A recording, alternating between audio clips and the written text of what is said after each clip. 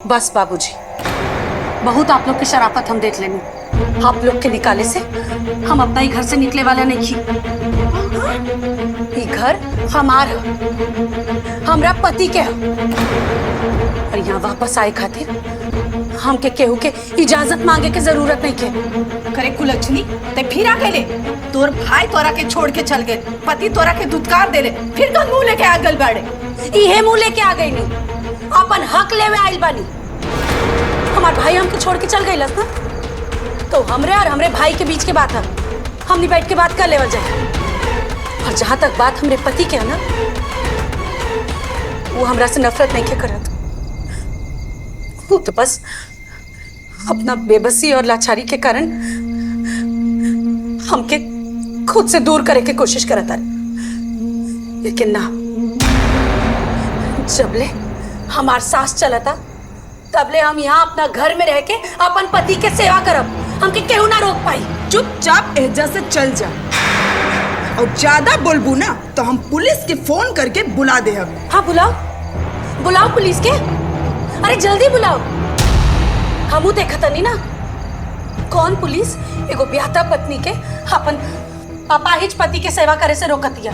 ना बुलाओ तरु, हम बुला देता नहीं और बुला के बता देता नहीं कि अब सब लोग मिलके कैसे एगो लाचार आदमी के इतना परेशान करता नहीं, क्यों आत्महत्या करेला मजबूर हो जाओ। ऐसे कहता नहीं, हमके ई कुल करे पे मजबूर मत करी लो, हमारा रास्ता मत रोकी, हटी।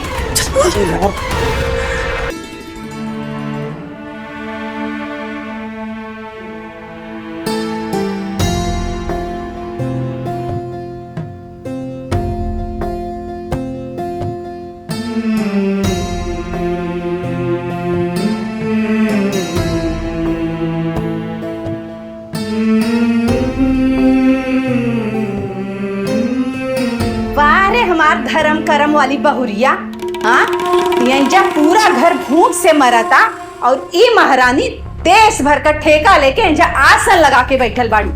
माई ई देखा, ई पूजा पाठ ना साफ साफ कम चोरी बा, कम चोरी। भाभी जी भगवान के भरोसे पेट ना भरेला, रसोई में भी जाए के पड़ेला।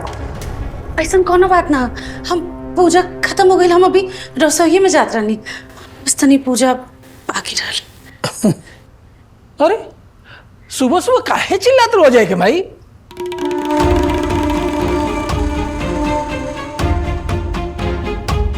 वैसे बहू, अजय के माई ठीके कहा तारी।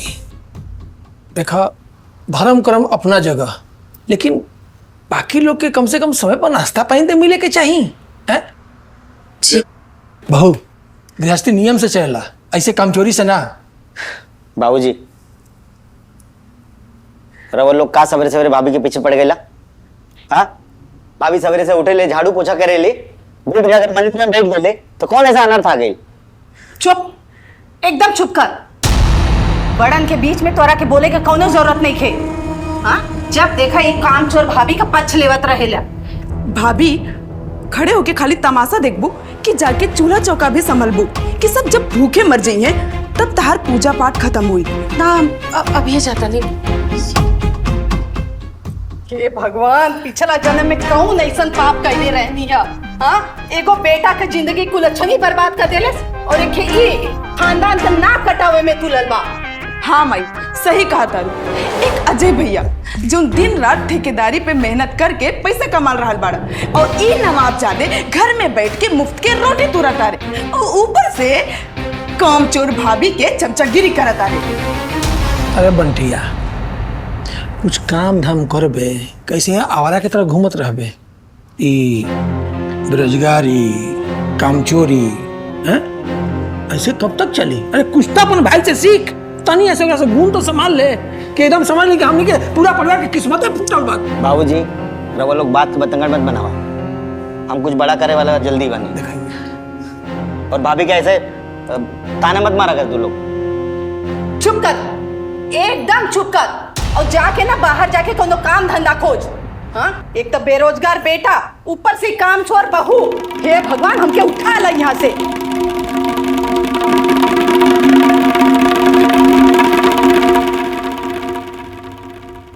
रे बंटिया, हैं? बेरोजगारी आवरागिरी ये एकदम पाल ले बड़े हैं? अरे अपन बड़ भाई से सीख, कितना मेहनत करत रहे, कितना खटत रहे, कुछ तो अंश ले आज में अपाहिज हो गइल बा हैं कि जिंदगी वैसा ही रहबे।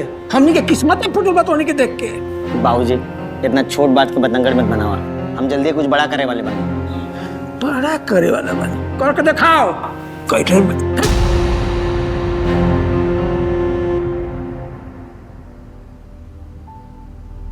जब अजय भैया ठीक रहले तो फैमिली में एकदम हंसत बोलत सब रहले। जब से उनकी तबीयत खराब भइल बा ये सब भूत बन गइल बाड़े।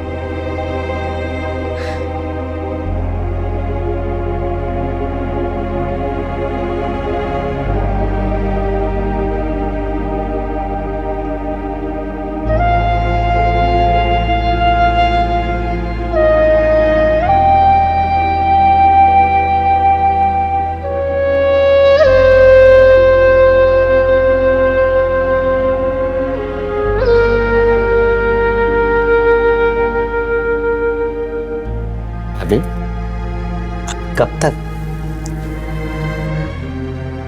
तक रहुआ ऐसे घुट घुट के जियत रहा बा?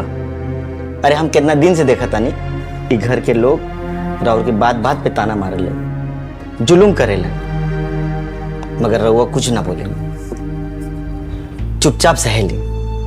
का कसूर बा भाभी? देवर जी धीरज रखिए। जब कौनो परिस्थिति हमनी के हाथ में ना हो खेले ना, तो बस भगवान पे भरोसा रख के धीरज रखे के चाहिए। हमनी के घर पे ये जो दुख के बदरा छाइल बा, हमके पूरा भरोसा बा वो बहुत जल्दी छट जाई और सब केहू के दिल बदल जाए। रहुआ बहुत सीधी बानी। ये दुनिया में जितना सीधा लोग रहेला ना उतना ही दर्द मिलेला उनके, मगर दर्द के सिवा कुछ ना मिलेला। अच्छा ठीक बा, ये सब बात छोड़ी। आपके भूख लागल हुई ना, हमके पता बा लागल है। चली बाहर जाके सबके बुलाई, हम फटाफट नाश्ता बना के ले आए। ठीक है।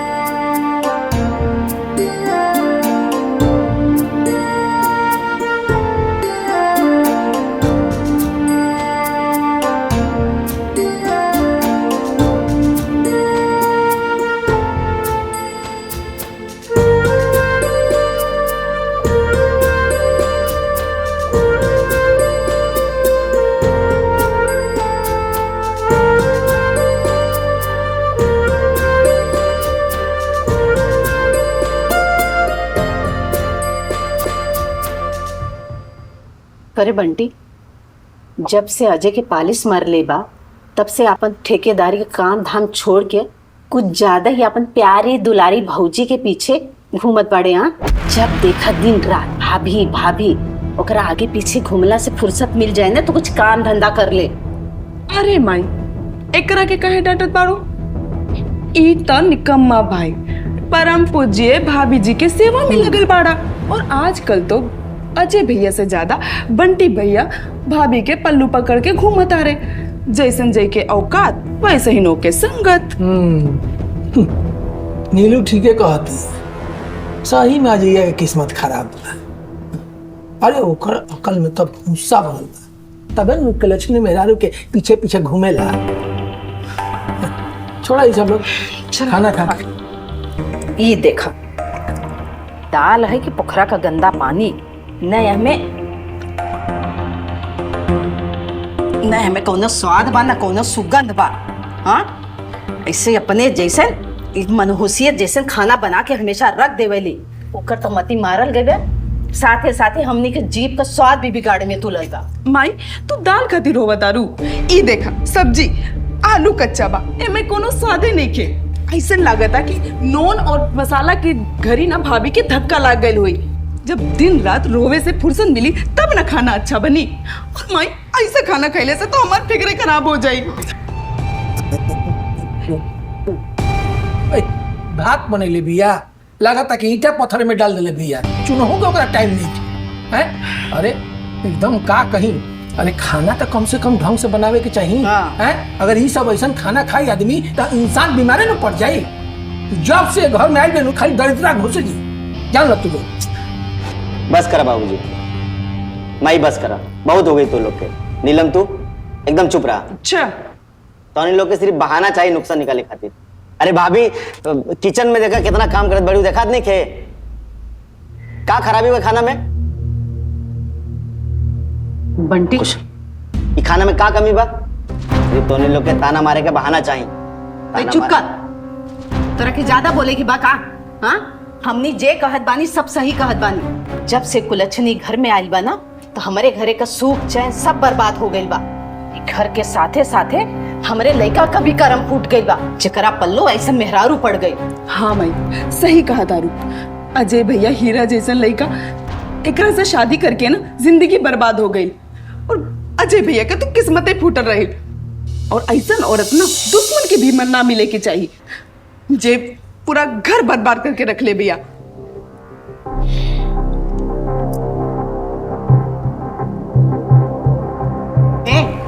ये खाना लेके कहाँ जात बड़े? तो राहुल लोग की इतना बात सुन के ना हमार पेट भर गई। हम जाके अकेले में खाना खा ले। देखा देखा देखा देखा देखा इहो मौगा गई बा। इहो तो अजैया का हालत बा, इहो वही रास्ता पर चल ले बा। समझ लो। खाई अब खाई का कटहर अलुआ काचे बा, भात में मार पथरे बा, हाय गहर गंगे बा। हट ना ना के चल। ये जहां तो धोए के कुछ नहीं के रुमालो नहीं के पूछे के।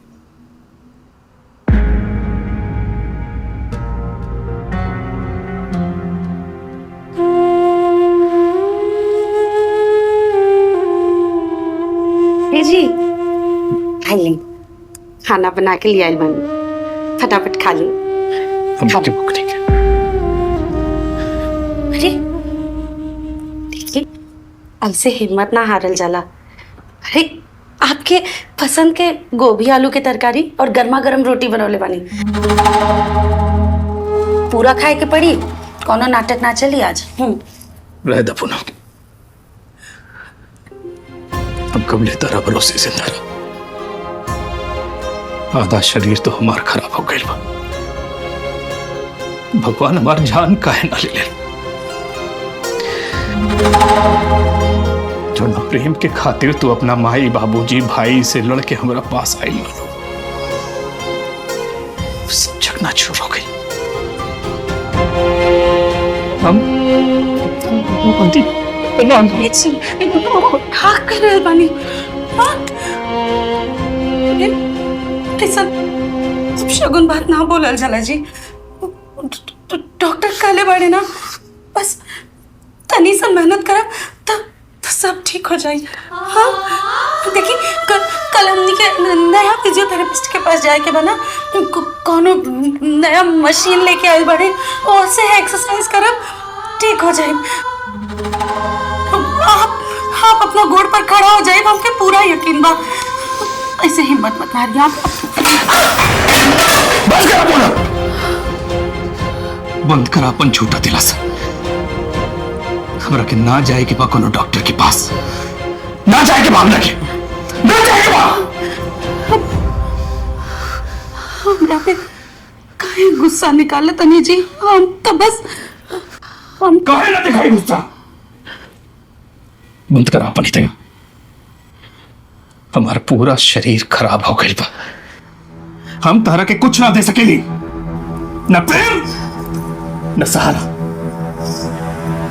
चल जाए जैसे काहे मरन वालों को करे के पास। चल जाए जैसे हम कतई चल जाओ, अपना मोई के चल जाओ। चल जा, चल जा जैसे, चल जा, चल जा।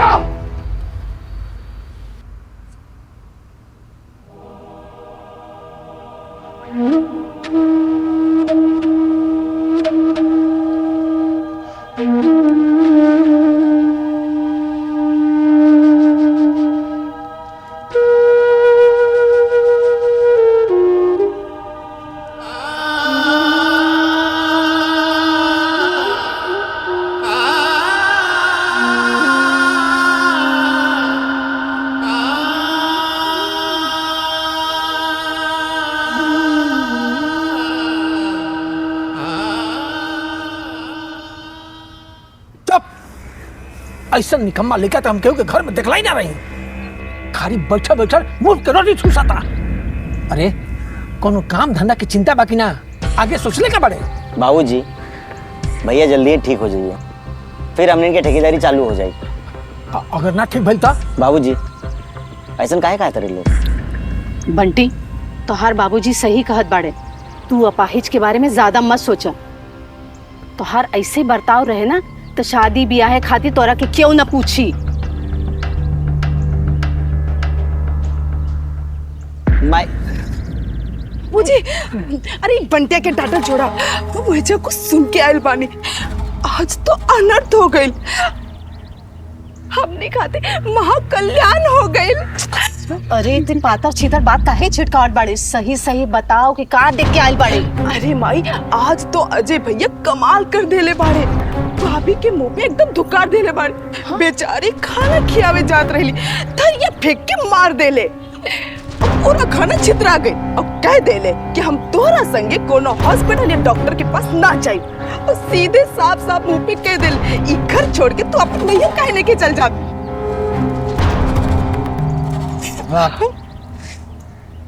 ये तो बड़ा खुशी के बात है। का सही में अजय ओकरा के घर से निकाले कल सर? हाँ बाबूजी हम अपने कान से सुन ली। हाँ अब आयल ना ऊंट पहाड़ के नीचे, हम जानत रहनी कि अजय ओकर कितना पछ ले लेवे। बाकी जब से वो अपाहिज भइल बा ना, ओकर दिमाग में ठिकाने आ गइल बा। अब हम देखब इतना बेइज्जती के बाद वो कनमुही ई घर में कैसे टिकल रहे और कब तक।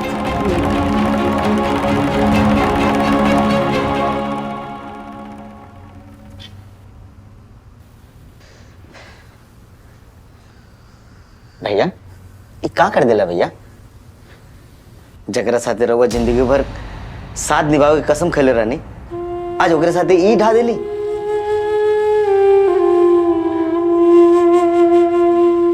अरे जकरा साथे 7 जन्म साथ निभावे के कसम खेले रहे, ओकरा साथे ये अत्याचार। अरे देवी जैसन हमार भाभी जो रहुआ खातिर अपन माई बाबूजी परिवार छोड़ के आइल भैया, का ये दिन देखे खातिर रहुआ भाभी के प्रेम करे रहनी? बंटी अपना काम से काम रख, और तू के बड़े बीच में बोले वाला? तू के बड़े पति पत्नी के बीच में बोले वाला? चल जा ऐसे से, जा। बंटी तू ये क्या करता है? क्या ज्ञान देता है तू एकरा के?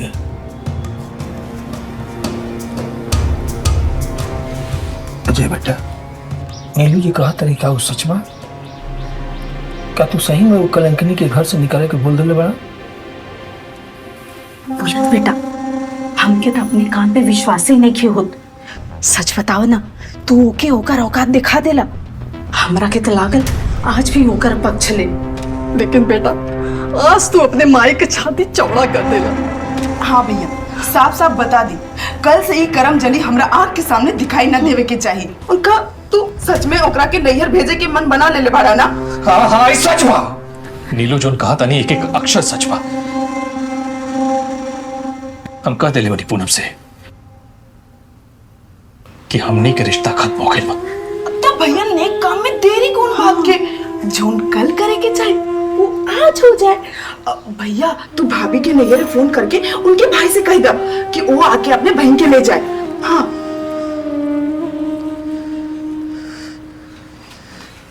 उठाओ। अरे करा ना, कौन कहा बा? देखा नहीं जा। उठाओ।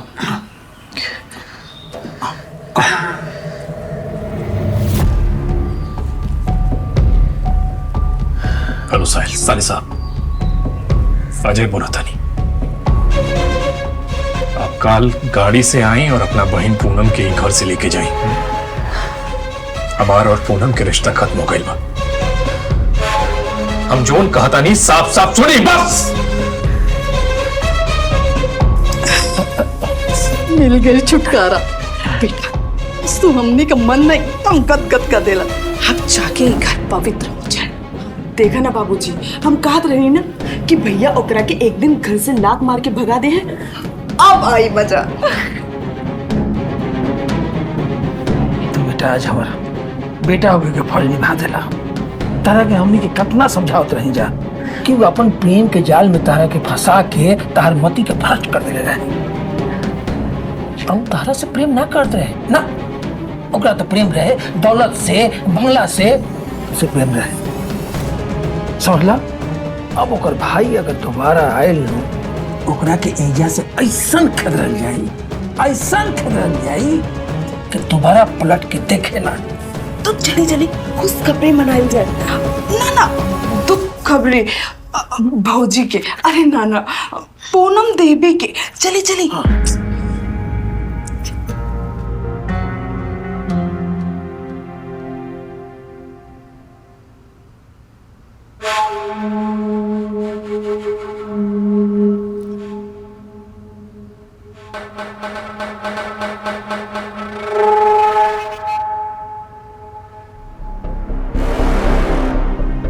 सुन रे थोड़ देर का बहुरिया, बड़ी सती सावित्री बनत रहले ना। बहुत हो गए तो हर सेवा का नाटक, अब तो ढोंग का पर्दा फाश हो गए। हाँ भाभी, अभी रोवे धोवे के नाटक ना ई घर में ना चली, काहे कि अभी अभी भैया अपने हाथ से तोहर पत्ता काट देले बाड़े। और हाँ, कान खोल के सुन ला, कल तोहर भाई आ रहल बा तोरा के विदा करावे खातिर।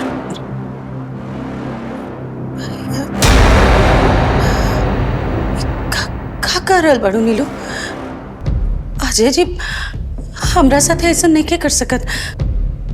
तू झूठ बोल रहल बाड़ू ना? हाँ झूठ तू बोल रहा अजले। अजय अपन हाथ से तार भाई के फोन कैले बा और साफ साफ कह दिले बा कि आपन बहिन के कल गाड़ी लेके आवा और लेके जाई। जैसे अभी घर से तोरा कोनो रिश्ता नहीं खे। काल का सूरज तोहरा खातिर एक घर में आखिरी बा। काल तोहार भाई आए और हमेशा हमेशा खातिर तोहरा के इंजा से लेके जाए। फिर दोबारा ही मनोज शक्ल लेके ना हमरे चौखट पे गोड़ मत धरिया। हाँ भाभी, जाए के तैयारी कर ला, अपन बोरिया बिस्तरा पैक कर ला, काहे कि कल के बाद ये घर रवा खातिर एगो सपना बन के रह जाई। और रवा जिकरा बल पे उड़त रहनी ना, उहे रवा के लात मार के घर से भगावे के फरमान सुनौले बाड़न। चला मैं चल।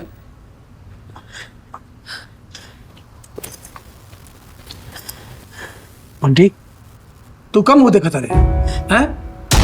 जेकर पति ओकरा से रिश्ता नहीं रखले ओकरा से तोरा रिश्ता रखे कोनो जरूरत नहीं है। चल चल चल ये चल चल।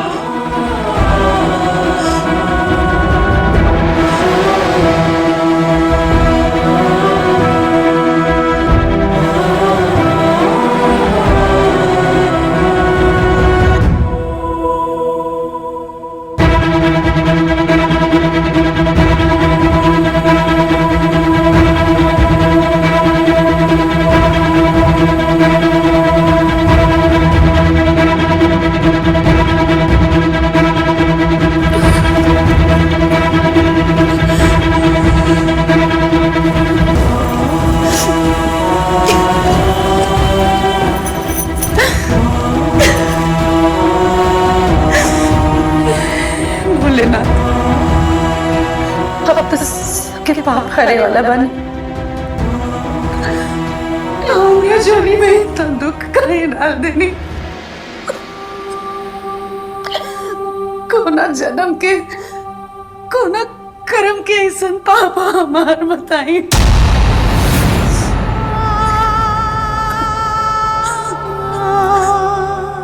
हमार का कसूर है?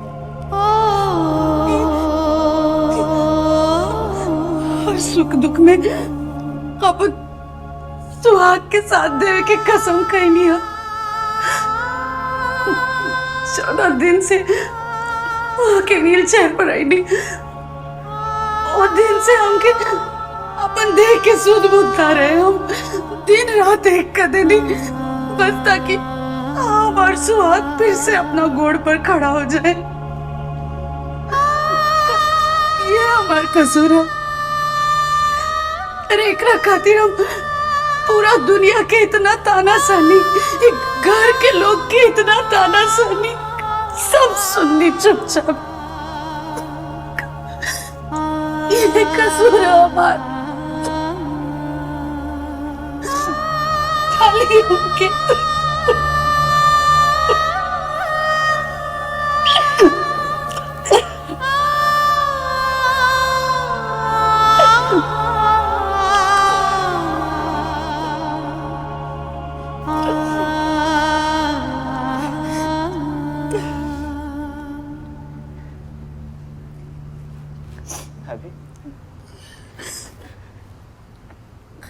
पत्र जाने सुनिए रवा ना भोले बाबा पे भरोसा रखे। वो अपने भक्तन के परीक्षा लेवे ले मगर को नुकसान ना पहुंचा दिए। सब ठीक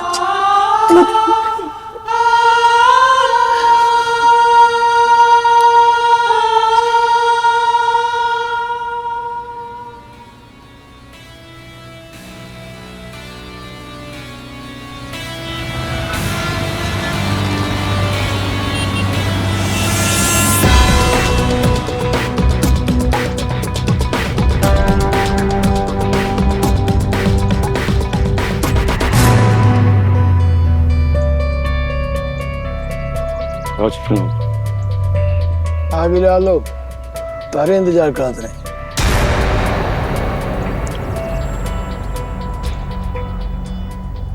निकल आलो, जंतु आ गई। देख लेला अपने बहनी का करतूत। ई घर के नरक बना के रख दे ले बा। जब से एकर मनहूस कदम ई घर में पड़ल बा ना, ई घर बर्बाद हो गइल बा। हमार बेटा अपाहिज हो गइल, काम धंधा सब चौपट हो गइल। और वो अपने आप के ना सदी सावित्री समझत रही, लेकिन भीतर ही भीतर ये पूरा घर के ना बर्बाद कर देले बाड़ी। और हमार अपाहिज भाई ओकर सेवा के नाटक से तंग आ गए रहे, यही से ही कड़ा कदम उठौले बाड़न। भैया एक के बारे में बताएं। अब तो हमके जानता नहीं ना, ऐसा कोनो बात ना। वो हमसे थोड़ा नाराज पड़े, बाकी हम उनके समझाते भैया। नौटंकी बंद करा कौन? इतना अच्छा लड़का देख ले रहनी तोरे खाते, लेकिन क्यों के बात सुन लू तू? तोरे ऊपर तो प्यार का भूत सवार रहा। यही घर में शादी करे करा तोहरा के, और हमनी के इज्जत पूरे समाज में नीलाम कर डालू तू। वही दिन से पूनम, वही दिन से तोहार और हमनी का रिश्ता खत्म हो गई बा। देख ले लो लोग, ये लड़की से हमनी के खुद परेशान बनी जा। पूनम, तो अपने जिंदगी का फैसला खुद कैले बानू। यह वजह से जोन भी हालत बा ना, ओकर जिम्मेदार तू खुद बाड़ू। तोहरा का लागे तोहरा के विदा खराबे यही हम आइल बानी ना। हम खाली ही देख आइल बानी कि जोन लड़की अपने परिवार के, खानदान के इज्जत पूरे समाज में उछाल देले बा, ओकर सजा मिलत बा कि ना। कहता नहीं भैया, हम आपके छोड़ पाई नहीं। बस भैया नहीं, और अब हमार कोनो रिश्ता नहीं थे। अब तुम मरा जिया, हमरा से कोनो मतलब नहीं थे। ये तो हार सजा बा, होगा तू खुद भुगता। भैया भैया हमारी बात सुनी भैया। अभी हम क्यों नैहर के लोग की जरूरत है, हम बहुत परेशान बानी भैया। पूनम, ये फैसला बाबूजी के भी बा। अब हमनी से तोहार कोनो रिश्ता नहीं थे। भैया ऐसे मत बोली भैया। भैया कम से कम आप बाबूजी के समझाई भैया। क्या करत नहीं? दरवाजा खोली, दरवाजा खोली। हम अंदर कैसे आई?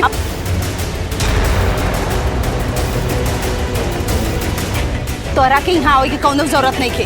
तोर भाई ने तोर औकात दिखा देले। चल निकल जा यहाँ से। ये दरवाजा खोली, ऐसी मत करिए अम्मा जी। हम कहाँ जाए? ये हमार घर है, दरवाजा खोल दी ना। जहाँ जाएगा तई वहीं जा। ये दरवाजा अपना खुले। भाऊजी, भाऊजी चल यहाँ से।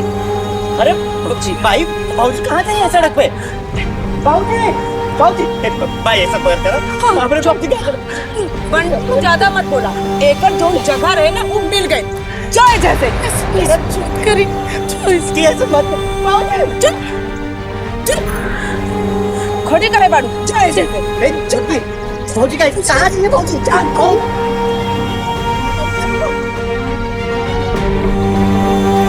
अंदर चलिए।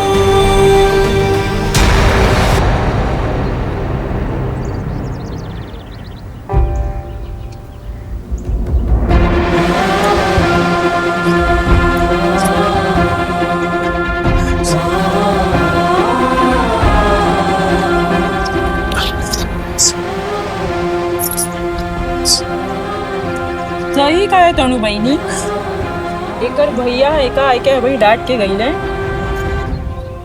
इनके खानदान वाले इनके बहन क्यों ना पूछे मायके वाले इनका भगाई दे रहे बैठे बड़ी हाँ भाई। अच्छे नहीं आई। हाँ बहिणी बड़ी कुलक्षणी बा।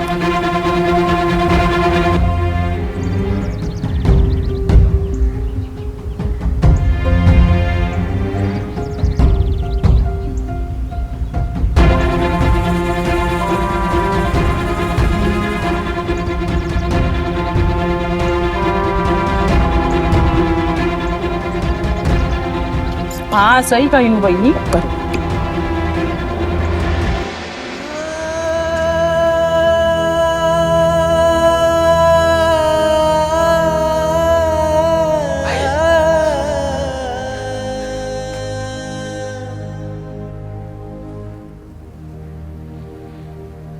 भैया राउर पत्थर हो गए बनी का?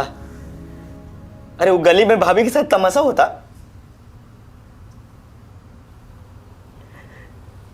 हंसत हैं लोग, माई बाबूजी बहन इधर सब कसाई हो गई बने, लेकिन रउआ रउआ उनकी बेइज्जती ऐसे कैसे देख रहा बनी भैया? कैसे देखा था? नहीं बंटी बंटी हम तरह के कितना बार कली हमारा पूनम के बीच में मत बोल। तू भी छुप पड़े रे दुनियादारी नहीं की समझ। हाँ भैया ये दुनियादारी ना है जी। पत्नी राउर के सेवा खातिर अपने भाई के लाड फटकार सब सह गई नहीं तो अगर कहीं घर से दिल्ली से बाहर निकाल देना, अगर भाभी के साथ कोई अनहोनी हो गई तो रवा के कबो माफ ना कर पाएगा, कबो ना कर पाएगा। हम तो कहा था ना चलो भाभी के अंदर नहीं गए। चुप कर बंटी। तो हिम्मत कैसे मिला हमरा के समझा लेके? हम कह देनी कि पूनम के संग हमारा रिश्ता खत्म तो खत्म। तरह के ढेर हमदर्दी बना पूनम से तो तू चल जाओ ऐसा से।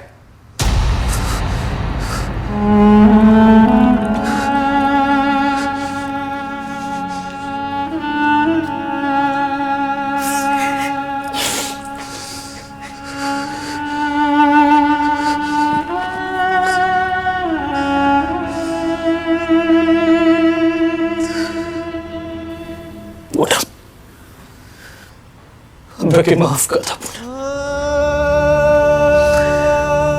हमरा पास कौन रास्ता न रहे। हमरा के माफ कर।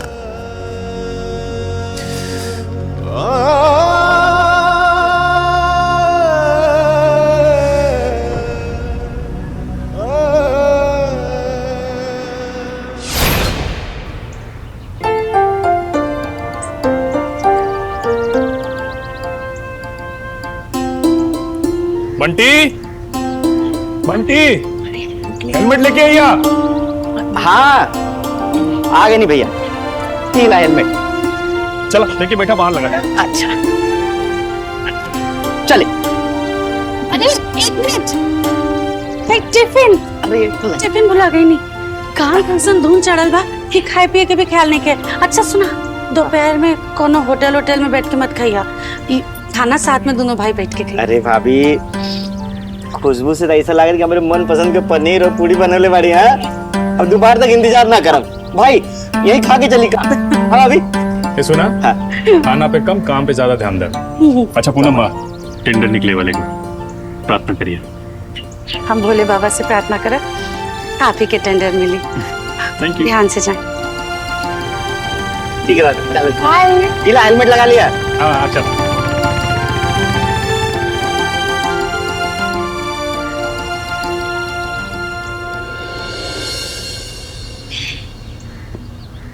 ए जी, हमने के बड़ा किस्मत वाली जा, ऐसन लक्ष्मी जैसन बहू हमने के घरे आई, दिन रात खट खट के हमरा घरे के संभाल ले। अरे हमरे बेटा का तो तकदीर संवार दिलस। अरे माई, खाली भैया की किस्मत ना, पता बा भाभी भैया से रोज खाली हमरा खातिर नया नया साड़ी और गहना लावे के। ऐसन भाभी तो किस्मत वाले के मिले नहीं। सचमुच भाभी ई घर में ना मान बढ़ा देले।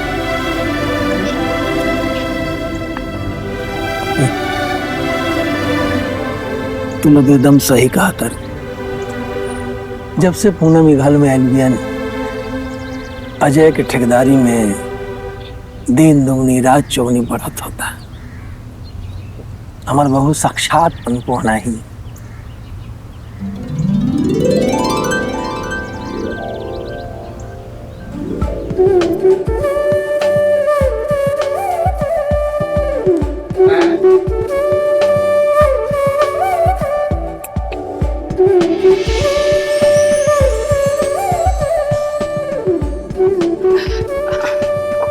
अरे दुल्ही, ये का करत बाड़ो? एक गोर गोर हाथ बर्तन माजे खातिर थोड़ी ना किधर छोड़े करा के। अरे वैसे भी तू सवेरे उठ के पूरा परिवार खातिर खाना बनावे ले। अरे बर्तन तू मजबू तो हमने कहा जब बैठे खातिर बानी। ओमे का भइल माजी, 2-4 गो तो बर्तन बा, अभी माज के रख दे। अरे ना भाभी, बिल्कुल ना। आज से तू सवेरे के बर्तन हम मांजे, रवा बस ठेकेदार के बंदी बन के रही। और रवा के हाथ में सर्फ साबुन अच्छा ना लागेला। रवा जाई और जाके आराम करी, ना तो भैया देख ले ना तो हमने की डांटे लगी है। जाई। ए दुल्ही, दिलू सही कर दिया, जाके तू आराम कर ला। और ये छोट मोट खातिर बहू के ना घसीटल जाला। तो हर सुख और आग हमने का असली कमाई बा। जा। सच कहता नहीं, अगर आप लोग हमरा के इतना प्यार देवे लागत ना तो हम सही में बिगड़ जाए। तुम सच में बहुत भाग्यशाली बनी जे हमके इतना माने वाली ननद और इतना प्यार देवे वाली सास मिलती। जा तो जाई।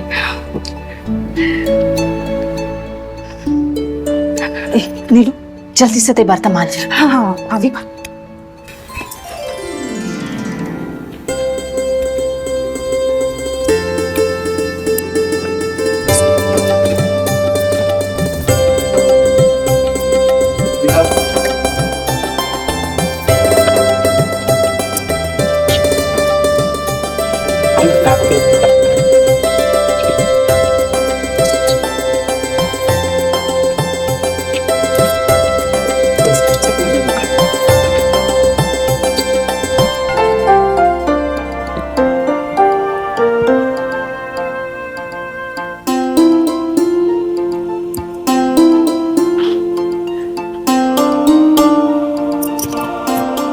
अरे बेटा ये क्या करता है? थोड़ा ताए हाथ में झाड़ू शोभा निकल जा, छोड़ तो हटा। अरे का भइल बाबूजी, हम बस 5 मिनट में पूरा हाथा साफ कर देता नहीं। घर के बहू होखला के नाते इतना तो हमारा फर्ज बन। ना बेटा ना, सुना, तू घर के बहू ना बेटी भी बारू। एक सवेरे से उठल बारू, 1 मिनट बैठल नहीं तू, कभी किचन में तो कभी टिफिन में तो कभी कपड़ा धोता रू है। अरे बेटा, सब सफाई तू ही कर लेबू तो हमनी के का बुढ़ा गई बन जा। तू जाके आराम करा, हम सब संभाल लेम। एगो बात बताई, हमके अपना ससुराल में इतना मान सम्मान, इतना स्नेह मिला था ना कि जब से हम ये घर में आयल बानी एक बेर भी हमके अपना नैहर के याद ना आए। आप भी हमारे ससुर जी ना हमारे बाबूजी ही बानी, सच में। ना बेटा, तहार हंसता खिलता चेहरा ही घर के रौनक बा। ए साफ सफाई छोड़ा, तू जा चाय पी के आराम करा, हम सब कर ले। छोड़ बाबूजी, अब कम से कम इतने हमके साफ कर दी ना। ना अगर आप झाड़ू लगाई तो हमके नरक मिली। अब आप इतने हमके साफ कर दी, ओकरा बाद हम सच में बैठ के चाय पियब। सच कहता नहीं। बैठी आराम से बैठी, खाली इतने से बात। ओहो,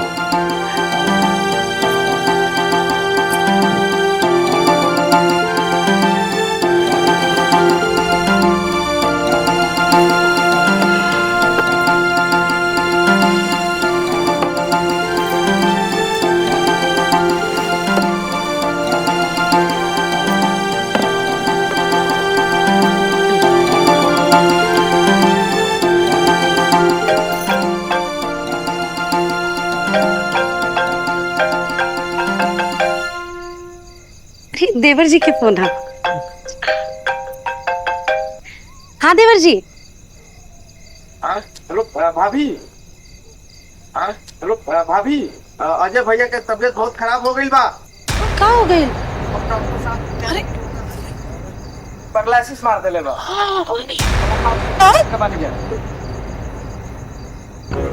पैरालिसिस?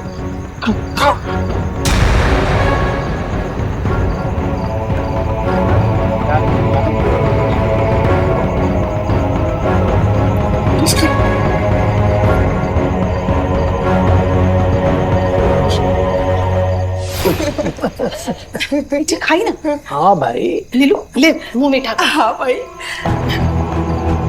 आज जाके हमने के घर तक पवित्र हो गई बा। ओ कुलच्छनी ओकर भाई ओकरा के इतना दूध कर लेस, इतना दूध कर लेस, यू जिंदगी भर याद रखे। भाई दो मिठाई खाई। हाँ माई, सही कहा तारू। अब आई असली मजा। जाना तानू माई, ई घर और भैया के रुपया पैसा पे हमने के हक होके, और यही से चलते ना हम अपने निकम्मा पति के पास नहीं के जाल चाहता नहीं। तो माई जाना तारू, वो करम जली गलमू ही पता नहीं कहाँ कुआं ताल में जाके अपन जान दे हो की। अरे ध्यान तलो, हम तो पहले ही कहत रहे कि राम कुबेर के चौकट से जो टकराई वो चूर चूर हो जाए।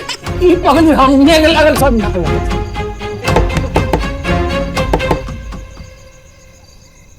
अरे बाप रे बाप, इतना रात के क्यों तोड़े में लागल बा? इतना रात के हुई? पता नहीं माई, लेकिन लागत है ना बहुत गुस्से में गेट खटखटा रहा बा। ए बाबूजी, रोबो जाके देखी ना क्या है बा। बंटिया जाके देखता कौन सा खटखटा लाके दरवाजा उखाड़ के फेंक दी। ना जाए बाबूजी, जगह घर उजाड़ के रहो लोग पार्टी करता नहीं ना, वही के भूत आइल हुई। ओकरे शकल में कौन आइले? आई देखा था चप्पल मारन के हुम दे। चल चुप हो के आओ मंदी, जा। कैसा मुंह पुगावल बा। भाभी चल चल अंदर चले गए, अंदर चले। हट ये सब तो हिम्मत कैसे बोले मत दवाया पावे की। बस बाबूजी, बहुत आप लोग की शराफत हम देख लेंगे।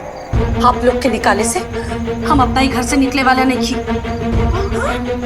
ये घर हमार है, हमरा पति के है, और यहाँ वापस आए खातिर हमके केहू के इजाजत मांगे के जरूरत नहीं के। करे कुलच्छनी, ते फिर आ गए ले। तोर भाई तोरा के छोड़ के चल गए, पति तोरा के दुत्कार देले, फिर कौन मुंह लेके आ गल बाड़े? इहे मुंह लेके आ गई नहीं, अपन हक लेवे आइल बानी। हमार भाई हमके छोड़ के चल गई लस ना, तो हमरे और हमरे भाई के बीच के बात है, हमने बैठ के बात कर लेवल जाए। और जहां तक बात हमरे पति के है ना, वो हमरा से नफरत नहीं के करत। वो तो बस अपना बेबसी और लाचारी के कारण हमके खुद से दूर करे के कोशिश करता है। लेकिन ना, जबले हमार सास चलता तबले हम यहाँ अपना घर में रह के अपन पति के सेवा करब, हमके केहू ना रोक पाई। चुपचाप एहजा से चल जा, और ज्यादा बोलबू ना तो हम पुलिस के फोन करके बुला दे। हाँ बुलाओ, बुलाओ पुलिस के। अरे जल्दी बुलाओ। हमू देखा नहीं ना कौन पुलिस एगो ब्याहता पत्नी के अपन अपाहिज पति के सेवा करे से रोकतिया। ना बुलाओ तरु, हम बुला देता नहीं और बुला के बता देता नहीं कि अब सब लोग मिलके कैसे एगो लाचार आदमी के इतना परेशान करता नहीं क्यों आत्महत्या करेला मजबूर हो जाओ। ऐसे कहता नहीं, हमके ई कुल करे पे मजबूर मत करी लो। हमारा रास्ता मत रोकी, हटी।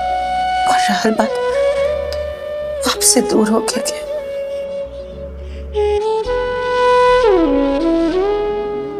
आपके साया बानी, और साया कबो शरीर के छोड़ के जाला। साया कभी अंधेरे में ना होला पूनम। और तू कितना जल्दी हो गई बड़ू, कल रात के बाद भूल गई लू। अरे तू काहे हम जैसा अपाहिज के साथ रह के अपन जिंदगी बर्बाद करता। क्योंकि बार बार यहाँ से भगावे की कोशिश काहे करता नहीं, क्योंकि बहुत अच्छा से समझ में आता नफरत तो आप हमसे करी नहीं के सकत। आपके यह डर बना कि आपके परिवार शायद हमके कोनो नुकसान पहुंचाई। मत डराई, हम संभाल ले। तेरे जाना तारू तो काहे ही नरक में कूदा तारू तू। जौन माई हमरा के जन्म दिलस वो बदल गेलस। जौन बाबूजी अपन हाथ के सहारा दे के चले सिखौलस वो बदल गेलस। और जौन बहन ये हाथ में राखी बंधे रहे ना वो बदल गेलस। हे पूनम हम अपाइज हो गई बनी, हमार जिंदगी बहुत दिन के ना।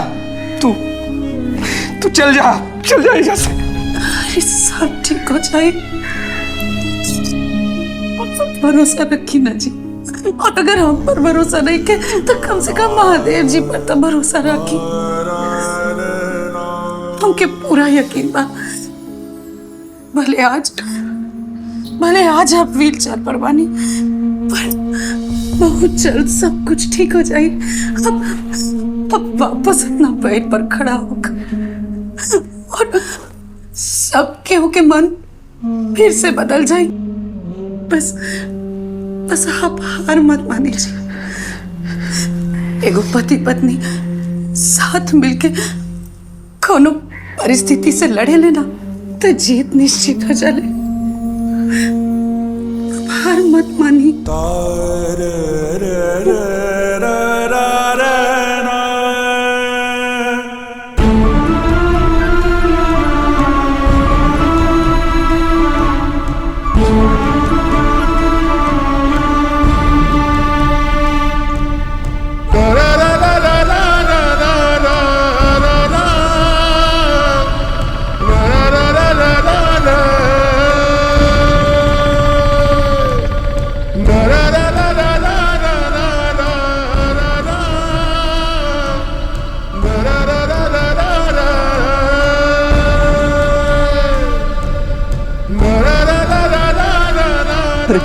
रहद हमरा से ना होगी पूनम। हमके पता कि आपसे हो जाए।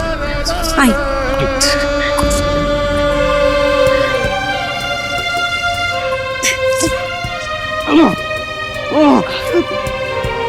कोशिश करी ना होगी बंटी, ना होगी। कोशिश करी भैया।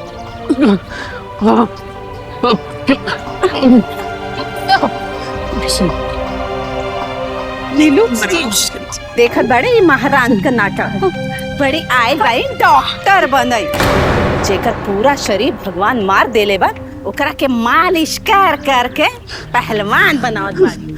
हाँ माई, काट के उन्हें कभी ना सकेला का। अब तो भैया जिंदगी भर बैठल बैठल खाए वाला बोरा बन गए बाड़े। ई भाभी साहब सोचता रही कि दौरे लगिए। हमरा से ना होगी, देखा सब तमाशा बनाओ तरन। हमरा के कमरा में ले चला। वैसे अपाहिज वाला जिंदगी ना चाहिए चाहता नहीं। प्लीज बनाओ। कहा तो नहीं सब ठीक हो जाए। अब भगवान पर भरोसा रखी। ये लोग के बात का सुना था, ये लोग के तो काम ही बा कि उनके कटल उंगली होके तो ऊपर नमक छिड़के। आप एक की बात मत सुनिए, आप कोशिश करिए। हमके यकीन बाकी आपसे हो जाए। हमरा खातिर अब कोशिश करिए। आई कुछ हमके यकीन बाकी आपसे हो जाए। ए पूनम, ए बहुरानी, ज्यादा सती सावित्री मत बना। अब वैसे भी लंगड़ा घोड़ा पर दाव ना लगाए चाहिए। भगवान जरा पर लात मारलन नो कहीं के ना रहल। हम तो कहता नहीं कि जितना जल्दी समझ जेबू नु उतने जल्दी भलाई हुई। वैसे भी है अब कोनो काम के रहल नहीं। बाबूजी ये लंगड़ा घोड़ा ना शेर बाड़ा। अले अभी तनी घायल पड़े, बाकी देखा बहुत जल्दी अपना पैर पे खड़ा होके फिर से दहाड़े लगे। जितना हंसे के वह हंस ले, कैसे कि एक बेरी ठीक हो जाइए ना तब आप लोग कैसे हंसे के मौका और ना मिले। एक बार और कोशिश करिए, बस एक बार। अरे ना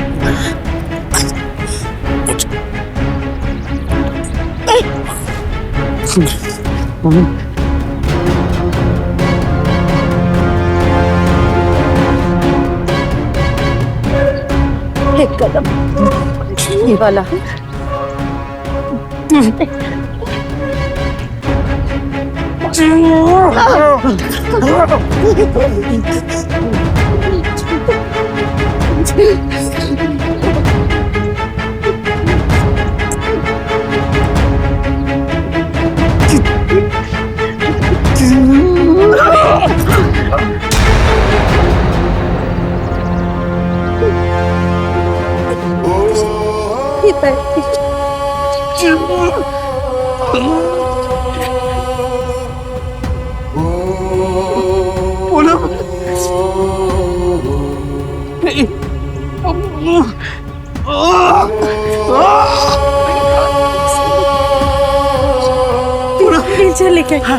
लेके आई देवर जी।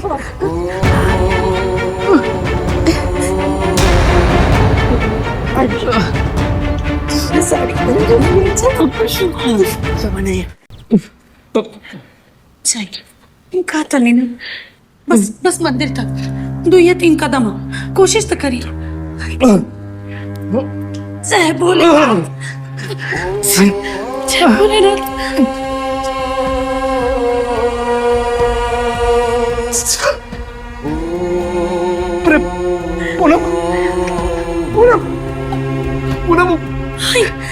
एक 2 कदम आगे बढ़ी।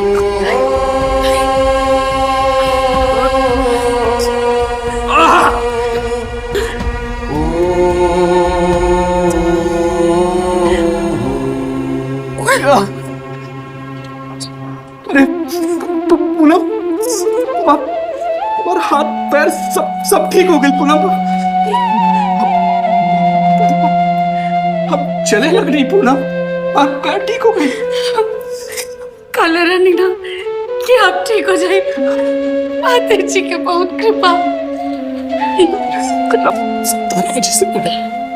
सब तोरा वजह से चमत्कार हो गई भैया।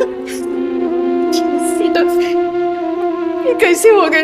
डॉक्टर तो तोरा के फेल का दे ले रहे ना, तू तो खड़ा हो गई ला। सच है, अपने पैर पे खाड़ हो गई नहीं।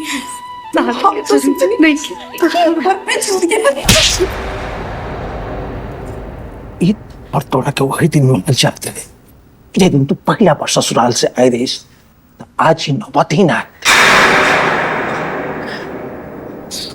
नोबेल बाबूजी, बेटा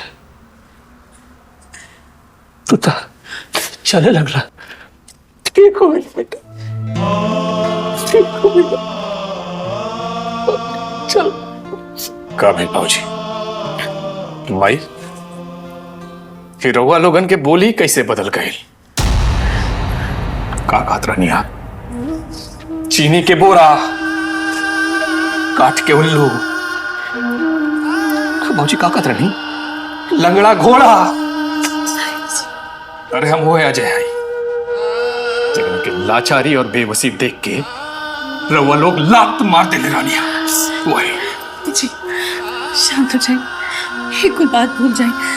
देखिए भगवान की कृपा से अब ठीक हो गई बनी, बस भगवान के शुक्र करिए। बिल्कुल मत सोची। रानी पैसा चाहिए ना?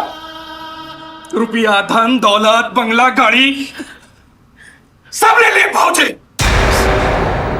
अब जाता नहीं अपना पत्नी पूनम के लिए फिर से मेहनत करम, मजदूरी करम, पैसा कमाओ,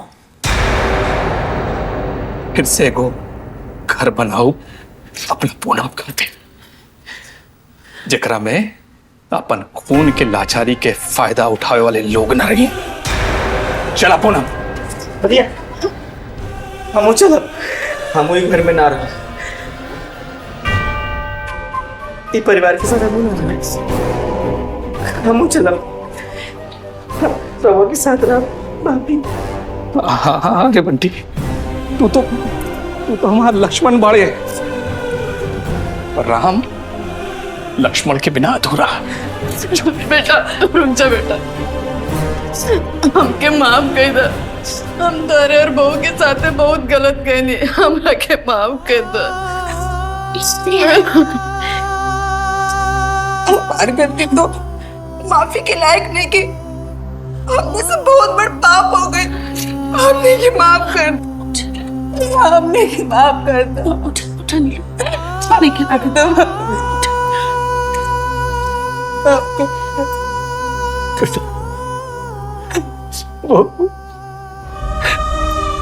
हमने के माफ कर दे बेटा, हम अहंकार में पागल हो गए। जब बेटा तो ही घर में ना रही, अरे धन दौलत लेके हम क्या करो हमें धन दौलत लेके। बेटा तेरे से दुख यही बात कराई कि तू लोग अपन मर्जी से शादी के लिए ना, हमें मन में कुछ ना रहे बेटा।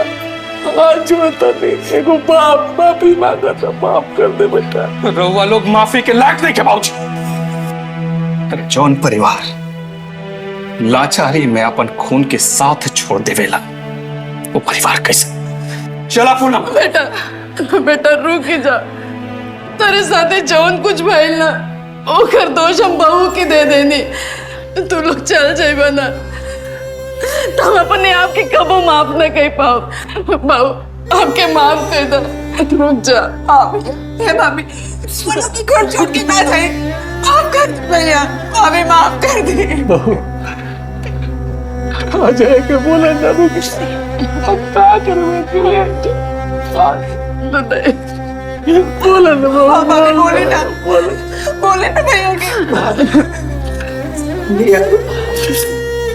देखिए ना बाबूजी, माई, बहन, सचमुच के बहुत पछता रहे बारे। राहुल का दिल तो बहुत बड़ा बना, एक बार हमारा खातिर इन लोग के माफ कर दे, माफ कर दे, माफ कर दे। कैसे पूनम, इतना साला के बाद? हाँ, हम कहता नहीं, कैसे कि सबके माफ कर देले बनी। पूनम, अगर तू माफ कर दे तो माफ कर दे। बेटा तो हमने के माफ कर देना ना, कि माफ कर देने, माफ कर देने।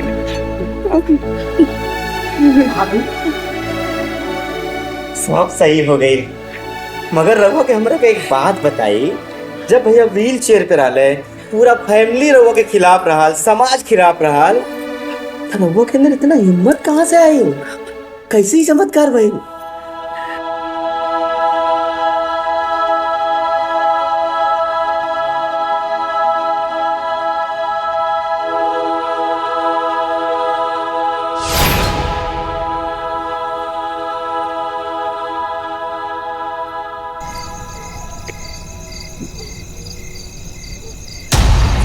गुरुजी।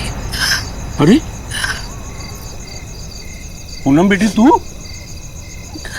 और इस सुनसान सड़क पे ऐसे हाल में, और तेरी आंख में आंसू, का भइल बाबू, का भइल बोल?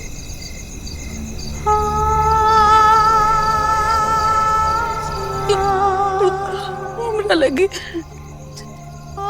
जाए खातिर कोनो जगह न रहल हमके बस ही कुल के पास आ गई नहीं। लेकिन भाई का हमार पूरा जिंदगी बर्बाद हो गई। हम बहुत लाचार हो गए बानी। हमार सुहाग व्हील चेयर पर आ गए बड़े।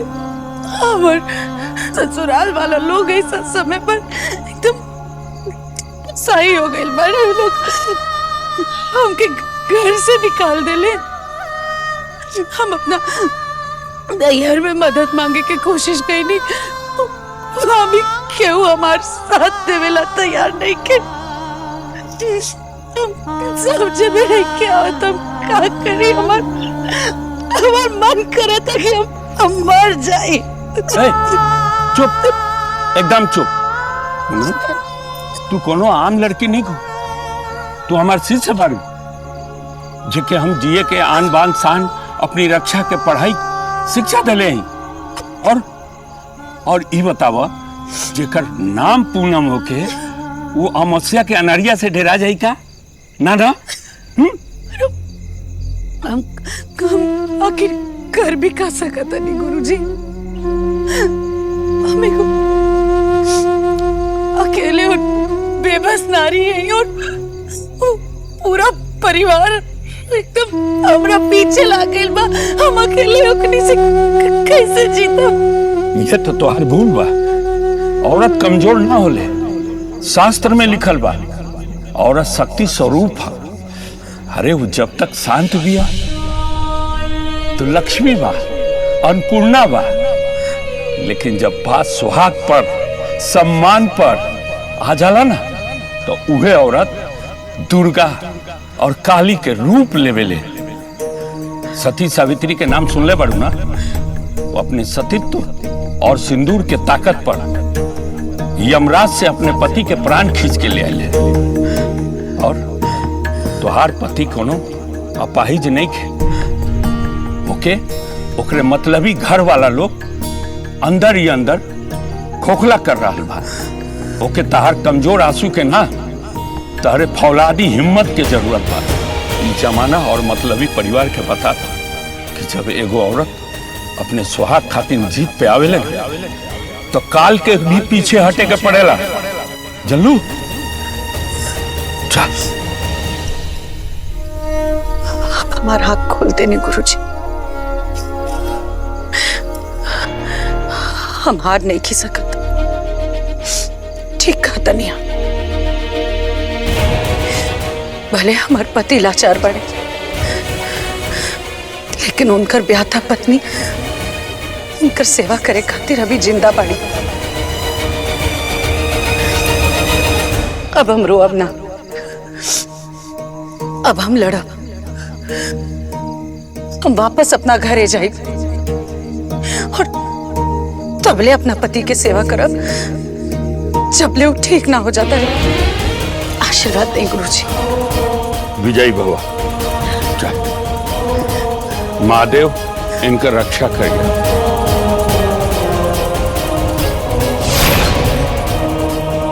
वाह, यही से कहल जाला कि गुरु जी के पाँव भगवान से पहले छुअल जाला। वाह गुरु जी, धन्य हो।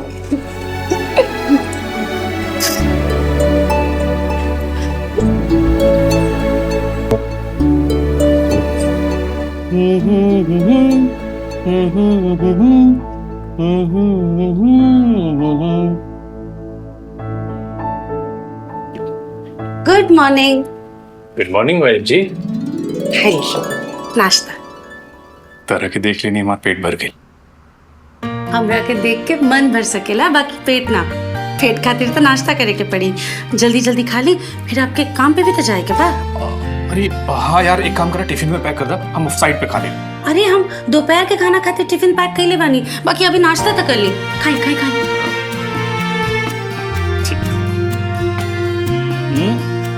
अरे ना, अभी हम भोले बाबा के पूजा ना कैले ही। पूजा कैला के बाद ही अन्न खाई। आप खाई ना। अच्छा, तू भोले बाबा के बहुत बड़ा भक्त बाड़ू। वही तो हम के आपसे मिलवले पड़े। अच्छा ठीक बा भाई, जय भोलेनाथ। बैठ के खाएं। ना हो गई, पकड़ा खा ले ना भाई।